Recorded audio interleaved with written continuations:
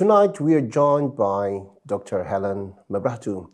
Dr. Helen has a bachelor degree in Biomedical Science from the University of Roehampton and a master's in Immunology of Infectious Diseases from the London School of Hygiene and Tropical Medicine. And her research project explores the impact of maternal mental health on the cognitive development of HIV-exposed young children in rural Zimbabwe. Dr. Helen, thank you for joining us tonight. Now, Thank you for having me. Great. Now, tell us a little bit about your research. Yeah, sure. So, as you've mentioned, my background is in biomedical science and infectious disease epidemiology. So I've done some work in the labs before, and then I've decided that I was more interested in public health area, and more specifically like working in the mental health, and as well as working with vulnerable populations in sub-Saharan Africa. So I decided to do a PhD in that area, and yeah, so that's what I've been working on recently.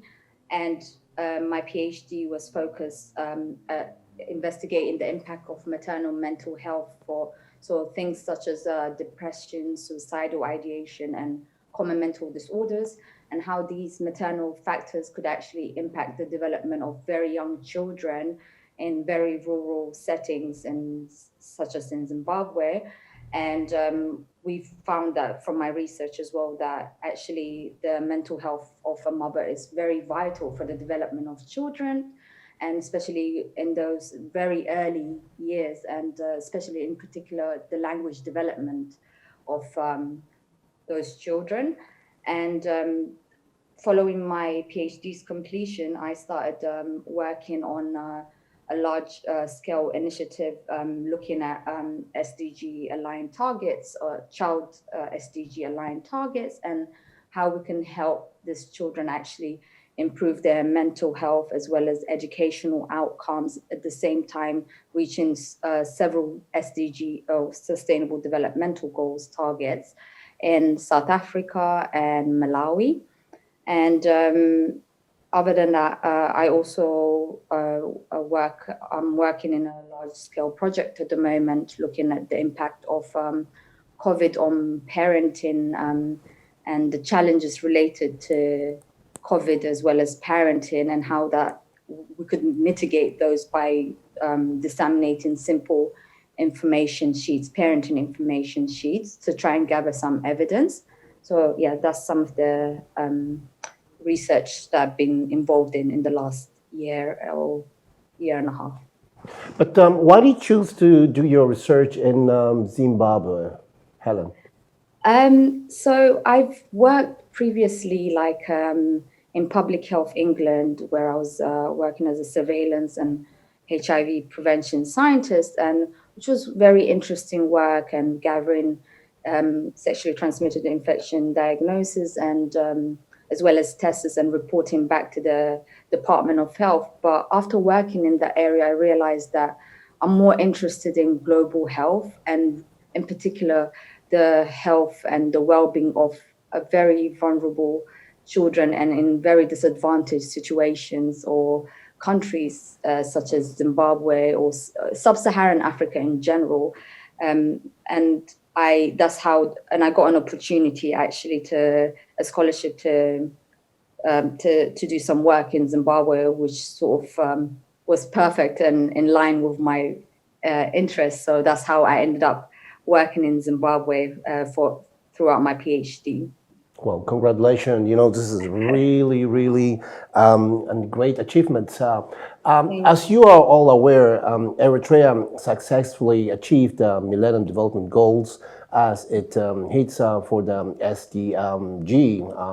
And I understand that in your research, you focus on means by which developing countries can achieve the SDGs. Could you elaborate further on that? Yeah, sure. So I think when you're looking or trying to address multiple vulnerabilities that these children face or adolescents face, I think it's very important to sort of move away from like a vertical approach, sort of like one solution to every problem, and to think of more of a comprehensive approach. And with, especially now with the recent emphasis from the United Nations and other decision makers in different countries to try and adopt like a comprehensive approach, we thought it was very important to try and identify items that we call developmental accelerators that could simultaneously impact several domains of child development, and as well as achieve several or multiple SDGs. And now in particular with the COVID-19 pandemic having its devastating effect on communities and the aftershock, I think now more than ever it's very essential for governments and in resource limited settings to deliver services or interventions more efficiently to these communities. And on top of the COVID pandemic, or there's already existing economic constraints, and there's a lot of reduction in international aid deployed now as well in these sub-Saharan African countries. So we thought it's very important now to try streamline or understand like what's more effective, what's more efficient way of delivering a combined service, and help governments to make policy decisions and choose between the available interventions that we have. So we thought we need to have this model and gather, based on this model, gather some evidence and explore a combination of provisions that could, like I said, could accelerate child and adolescents' outcomes, and at the same time help these countries reach the multiple SDG targets. So there's some data already emerging from 2 studies in South Africa. So our study is the 3rd study looking at this model and trying to sort of see how we can utilize this. So I've worked on this analysis, which sort of aimed to identify within the existing interventions that we had in South Africa and Malawi, what could we give in a combination that could help these children reach or develop further. And we found that given a provision of like 3 accelerators or 3 interventions, such as helping children live in food secure households, receiving some form of cash grant by the government or some form of cash assistance, as well as if they've lived in a safe community, that actually had more impact on those children's life. And so different areas as well, mental health areas, so reduction in depression levels and suicidal ideation in these children. At the same time as well, an improvement in their educational outcomes, and as well as educational outcomes as well as nutritional outcomes. So it kind of helps with prevent stunting, issues like stunting and waste in children.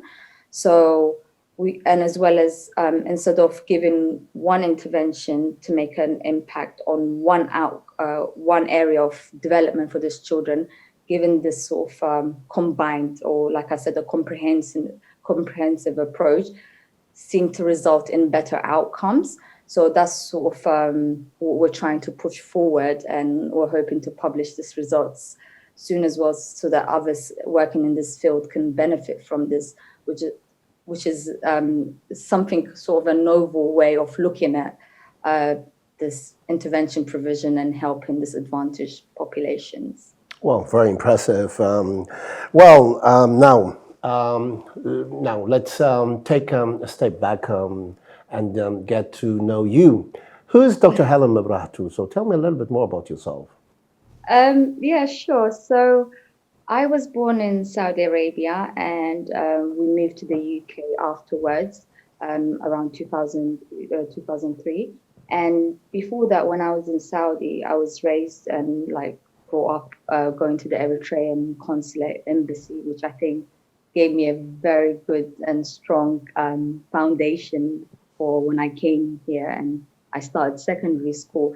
And I think education was sort of like a priority for my family, which is why they've left a very comfortable life and job that we've had for a better opportunity for us and for their kids, really. And we've come here. So which is why I think I was always very motivated and focused to study, and try to get as much out of the opportunity that presented itself and that my parents helped present for me, basically. And when we came here, I actually, with the efforts of Mr. Hapter Selassie, Tawalde, who was responsible at the time for coordinating and helping newcomers settle into the UK, as well as finding us school, I was able to fit in and integrate quite quickly, I believe. And I completed year 10 and year 11 here, and then I was able to get, within the 2 years of studying here, I was able to get awarded the Excellence African and Caribbean award, actually, in my first year. I think this is a testament to how strong the Eritrean curriculum is, because if you think about it, I've just come, and from the whole school, there was 3 of us that was nominated for this award in my borough. And following that, I went to Westminster Kingsway College. Where I did my A-levels in biology, chemistry, psychology, and communication studies. And following that, I went to do my biomedical science degree in Roehampton. And I was very interested in lab work initially. And I think the fact that my degree was quite broad helped me cover so many aspects and so many areas of science, like from microbiology to public health and evolutionary science. So that sort of helped, like, expose me to a variety of topics. But I was still very interested in lab work. So that's why I went after my degree to do a master's at the London School of Hygiene and Tropical Medicine. And after completing my master's there in Immunology of Infectious Diseases, I thought, okay, this is very interesting. I'm glad that I had this lab experience and understanding. And I thought, I want my work to be all-rounded and have more impact. And that's why I decided to focus on public health and epidemiology field more. And my passion has always been working in developing countries. That's how I envisioned my future to be. So that's why after that, I carried on to do some field work. And I did a bit of work, like I said, in Public Health England. That sort of reassured me, because it was very UK-based work. So I was very confident after that 2 years experience. Yeah, I want to go back to public health and global health and working in sub-Saharan African country. And I left the job and went to become a student again for the last 4 years. And yeah.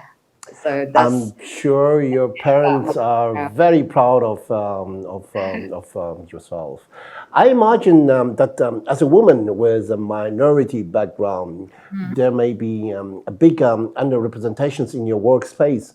What have been the challenges, and how do you navigate through them, Helen?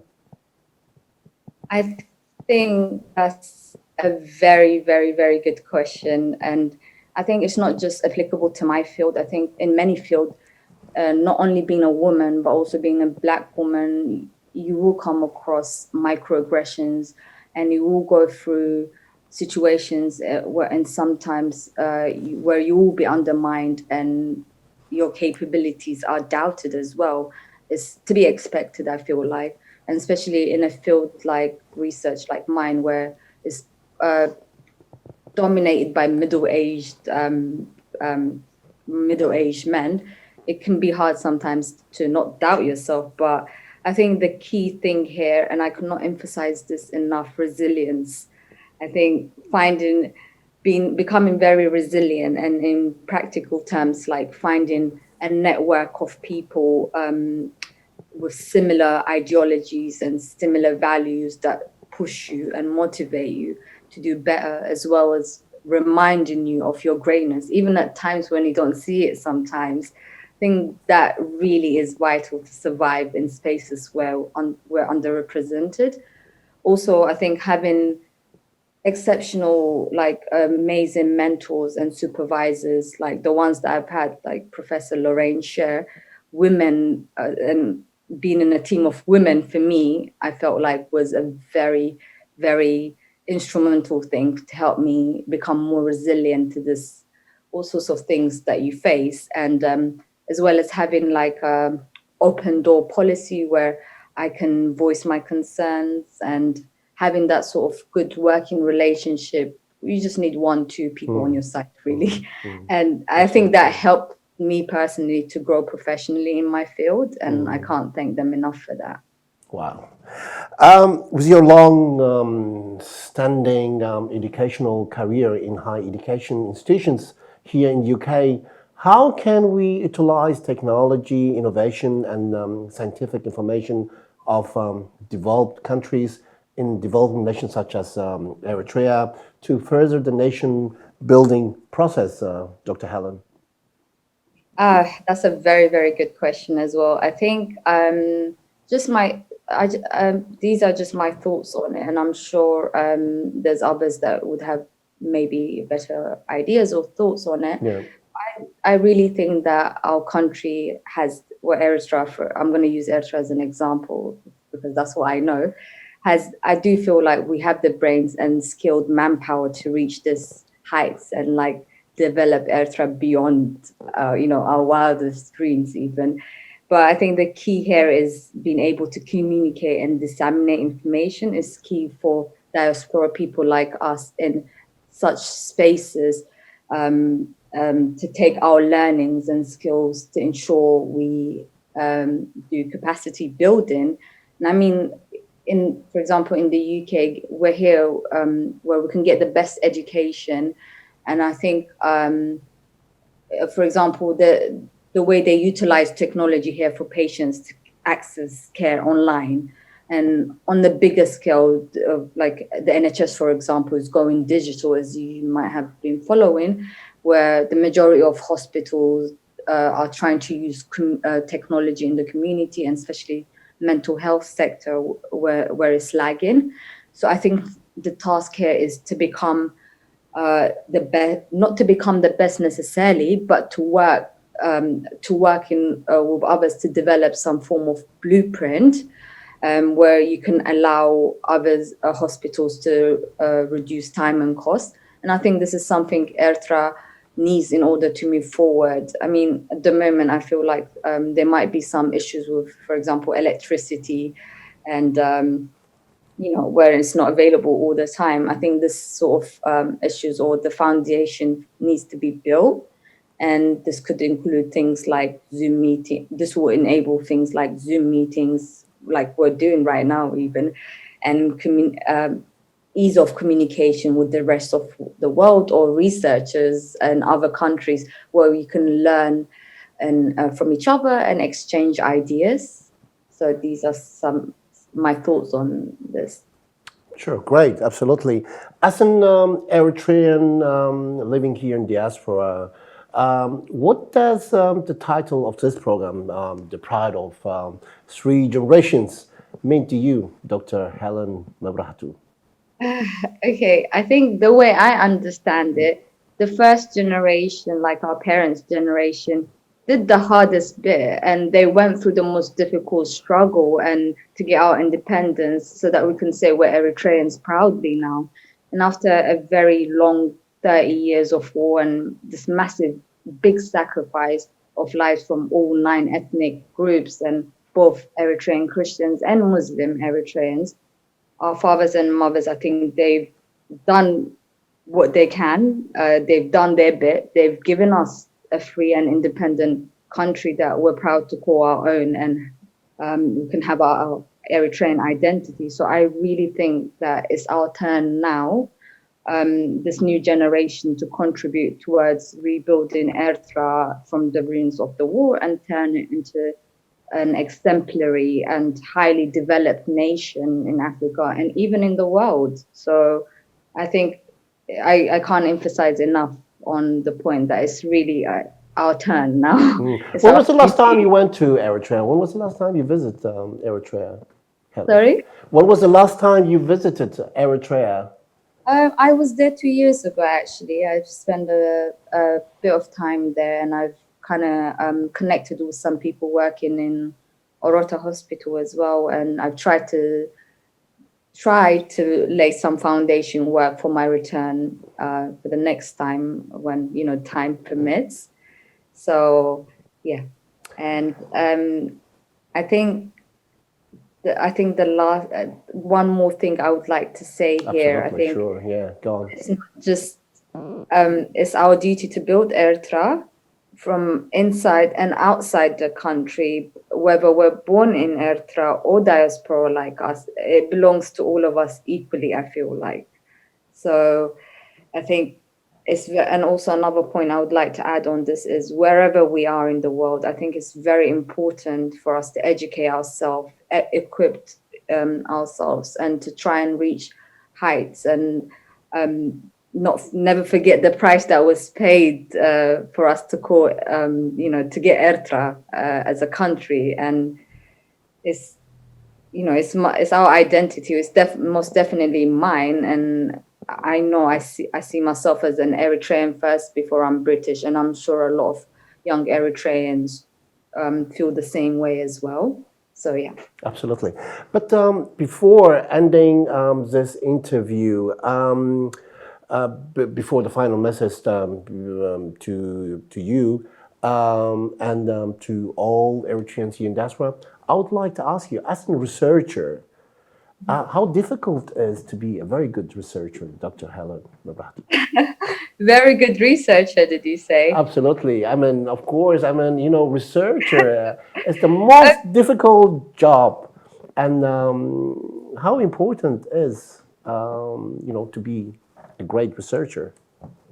I think because as a researcher, what's your aim? What's your goal? To try and improve people's life, right? And to try and sort of share the information that you're collecting or gathering through your research. So I think it's very important to be thorough in the work that you do and always kind of, well, for me anyways, what I do is I always remind myself the goal. Why am I in this field? Why am I doing what I'm doing? And always go back to that point, no matter how hard it gets, no matter how difficult or tricky it gets at times. Why are you doing this? Why? Reminding ourselves we're here to try to improve people's life, and making sure that you collaborate with as many experts in your field, as well as being very flexible, I think is very important. It's a teamwork. I can't say, like, as a researcher, you can do any work or discover anything new by yourself. It has to be a collective effort, and you have to be, like, I'll go back to the same point. You have to keep on reminding yourself why you're doing this. And I think that's quite key to become a good researcher. Or, yeah, I think that's why. No, fantastic. Dr. Helen, before final message to you, for young Eritreans in diaspora, what message would you like to give to, you're for me and for many other young Eritreans role model? Your parents must be very proud of your achievements. We are proud of you. What message would you like to give to Eritrean youth? I would like to emphasize my earlier point. Eritrea belongs to all of us. It's not just to our parents' generation, and it's not just for the ones that live in Eritrea or the ones that was born there. So I think it's very important to try and give back as much as you can, and whether it's by capacity building, sharing information, volunteering your time, your knowledge, But I think it's very, very, very important to remind ourselves of our identity and not forget that we're Eritreans first before we're British or we're any other nationality. So, like, one last thing I would say is if I can do it, anyone else can. I mean, like I've explained, I've come here when I was a bit older and I've joined the education system a bit older. But if I could do it, anyone else can. And I think there's a lot of Eritreans that have gone through this struggle of, being the first generation to go to education, go to uni, occupy all these high places. But we're more than happy to mentor younger Eritreans that are willing or that do want to work in the same field as us. There's so many of us, more than happy to help. So I think, yeah, keep going. If I can do it, anyone can, honestly. Dr. Helen Mebrahtu, I really thank you on behalf of Embassy Media. It was great to have you here tonight, and we wish you all the success. Again, congratulations to you and to your family for all these achievements. So good luck. Thank you. Thank you so much, Jared, for having me as well. Thank you. Thank you. This is a special edition, special broadcast on Embassy Media. I was talking to Dr. Helen Mebrahtu here in London on the special edition, The Pride of Three Generations. We have more guests to come. Stay safe and good night.